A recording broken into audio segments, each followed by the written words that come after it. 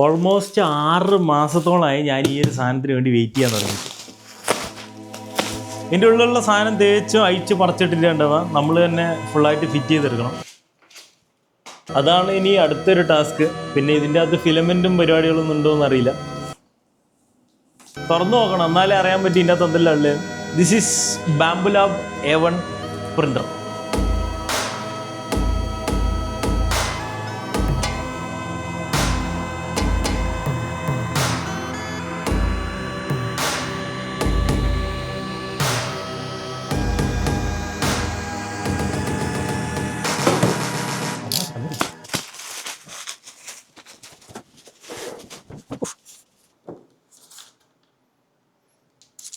നമ്മളെ ഫസ്റ്റത്തെ സാധനം പുറത്തേക്ക് എടുത്തിട്ടുണ്ട്.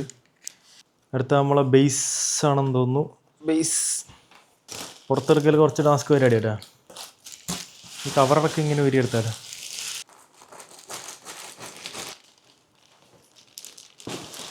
സോ നമ്മൾ പയ്യെ നമ്മൾ ഇതിൻ്റെ ബാക്കിൽ 2 സാധനങ്ങൾ കൊടുത്തിട്ടുണ്ട്. ഇത് സംഭവം എന്ന് വെച്ച് കഴിഞ്ഞാൽ ഇതിൻ്റെ എക്സ് ആക്സിസ് മുകളിലോട്ടും താഴത്തേക്കും മൂവ് ആകാണ്ട് കാണുന്ന സാധനമാണ്. പിന്നെ ബേസിൻ്റെ അകത്തുള്ള ഫോമൊക്കെ റിമൂവ് ചെയ്ത് കളയാനാണ് അവർ പറയുന്നത്. ഇതിൻ്റെ അടിയിൽ നിന്ന് ഇതിങ്ങനെ വലിക്കുക, ഇങ്ങോട്ട് കളയുക. ഇതിൻ്റെ ഉള്ളിൽ സാധനം മൂവ് ചെയ്യുന്നുണ്ട് കേട്ടോ. ഒരു 45 ഡിഗ്രി ഇങ്ങനെ ചെരിച്ചിട്ട് ഇതിൻ്റെ ഉള്ളിലേക്ക് കയറ്റാനാണ് പറയുന്നത്. ഓക്കെ, ഇങ്ങനെ വെച്ചിട്ട് ഓക്കെ നമ്മളെ ബേസിൻ്റെ അകത്ത് പ്രിൻ്റർ കയറ്റി വെച്ചിട്ടുണ്ട്.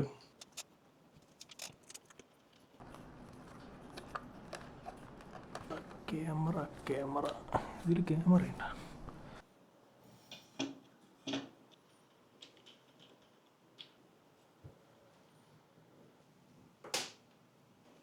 ഓണായി 66 77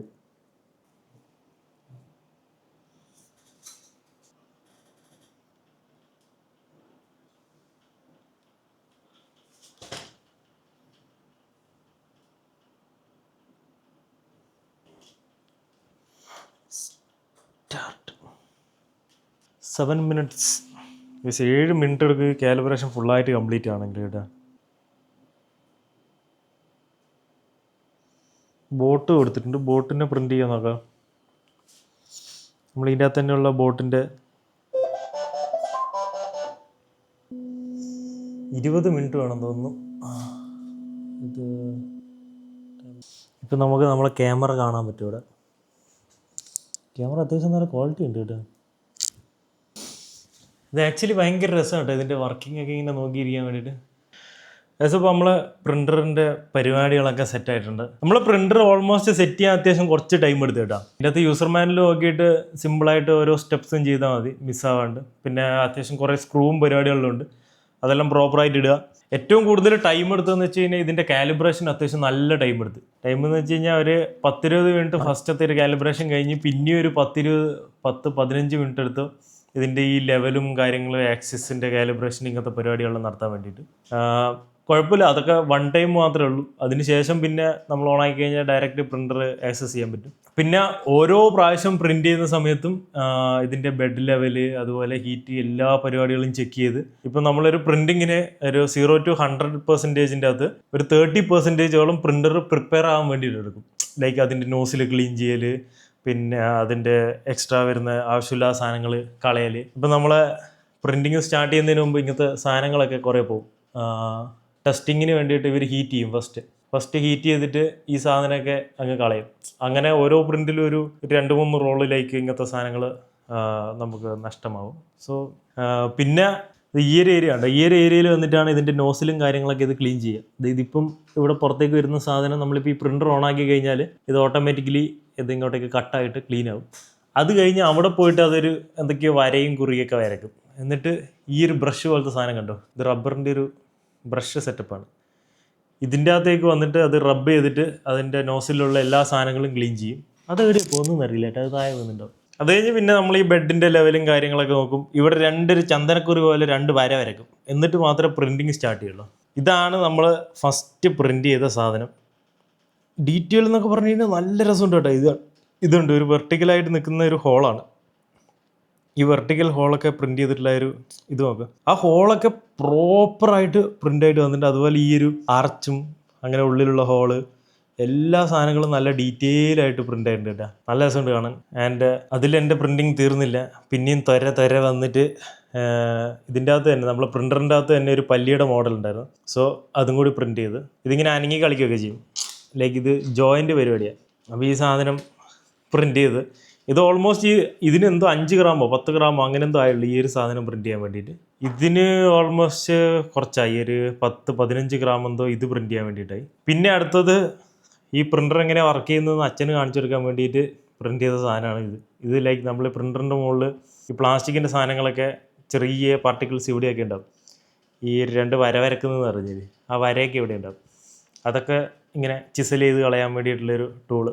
ഇതൊക്കെ ഈ പ്രിൻ്ററിൻ്റെ അകത്ത് തന്നെയുള്ള ഫയൽസ് ആട്ടോ, നമ്മൾ അപ്ലോഡ് ചെയ്തതൊന്നുമല്ല. ഈ പ്രിൻ്റർ ഓൺ ആക്കുമ്പോൾ തന്നെ ഇതിൻ്റെ അകത്ത് കുറേ ഫയൽസ് ഉണ്ട്. അതൊക്കെ വേണേൽ നമുക്ക് ഇങ്ങനെ പ്രിന്റ് ചെയ്ത് കളിക്കാം.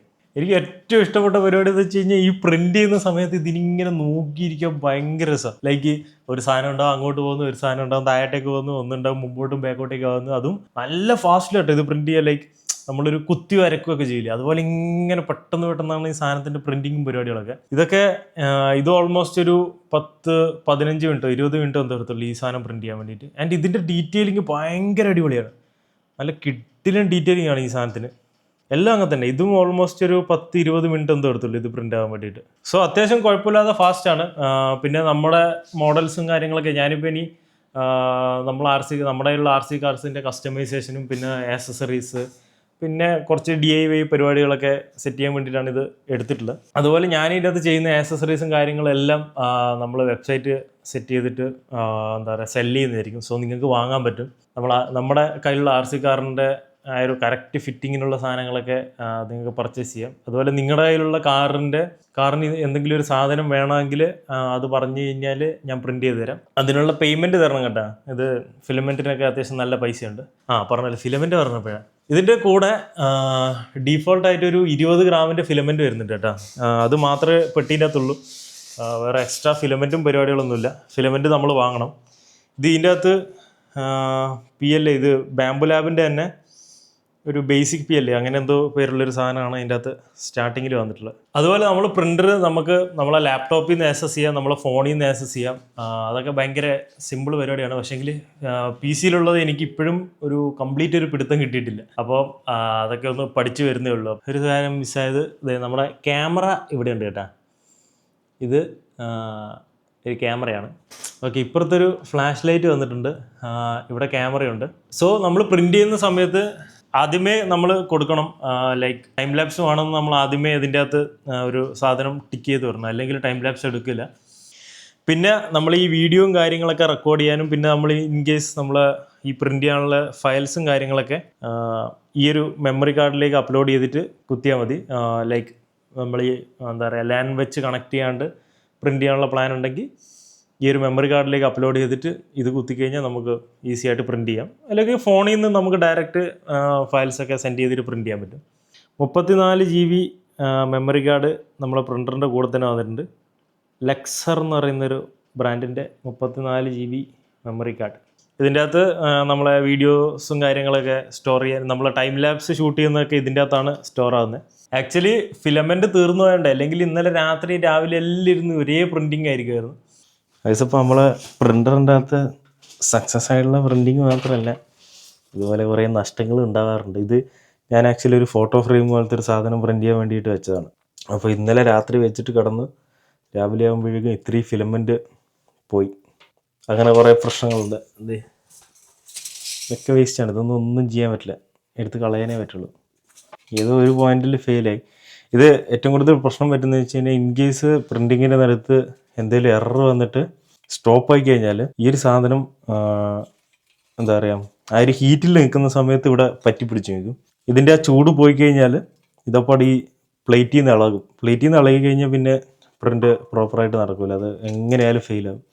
ഏതെങ്കിലും ഒരു പോയിന്റിൽ പുറത്തേക്ക് പോകും. അങ്ങനെ പോയതാണ്. ഇത് തേച്ചു. ഇതിനൊന്നും ചെയ്യാൻ പറ്റില്ല, ഇതൊക്കെ നമുക്ക് കളയാനേ പറ്റുള്ളൂ.